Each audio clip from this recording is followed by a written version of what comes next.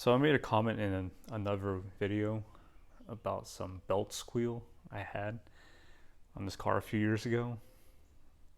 Not the timing belt, but the actual accessory belt. I don't think we could even see it.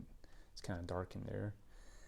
But originally I just tried getting the typical AutoZone, Advanced Auto replica belt for, I think it's like 10, 20 bucks. And pretty much it didn't solve any issue. When you did a cold start, it would still have that, kind of like that cricket chirping squeal. Every few seconds it has that little squeak squeak. So my friend at the time said, let's try using the Mitsubishi OEM belt. And that thing is like 64 bucks. But sure enough, we put it in and the squeal went away.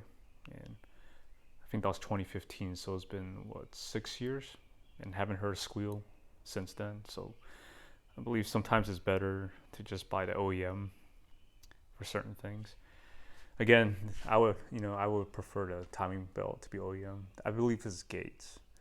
Maybe there's a reason why people use that one instead. But yeah, if you're an Evo 8, 9 owner and you have that little squeal when the car's cold, I would try replacing it with an OEM belt.